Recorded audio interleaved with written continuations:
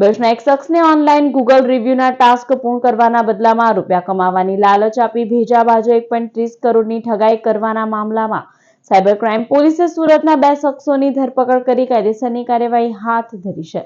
ભરૂચના cyber crime police સ્ટેશનમાં ફેબ્રુઆરી મહિનામાં એક ફરિયાદ નોંધાઈ હતી, જેમાં એક શખ્સનો ઓનલાઈન સંપર્ક કરી ગૂગલ રિવ્યુના ટાસ્ક પૂર્ણ કરવાના બદલામાં સારો રૂપિયા કમાવાની લાલચ આપી હતી.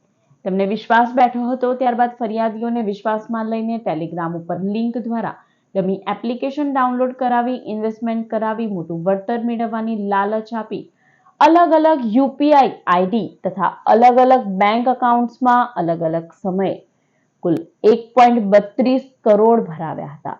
તો બીજી તરફ તેમને લલચાવવા માટે તબક્કાવાર રીતે 1.63 લાખ વળતર પેટે ચૂકવ્યા હતા, જ્યારે હજી 1.30 કરોડ ચાઉ કરી ગયા હતા. બનાવના પગલે પોલીસે બેંક એકાઉન્ટ, દસ્તાવેજ તેમજ મોબાઈલ નંબરના આધારે તપાસ કરતા તેમના રૂપિયા જે એકાઉન્ટ્સમાં ગયા હતા તે પૈકીના 2 શખ્સો સુરત ખાતે રહેતા હોય બંનેને ઝડપી પાડ્યા હતા. તેમના નામ રિયાઝુદ્દીન જાહિદ હુસૈન શેખ તેમજ સુફિયાન બિલાલ ખલીફા, બંને રહેવાસી શબરીનગર સુરત હોવાનું માલુમ પડ્યું હતું.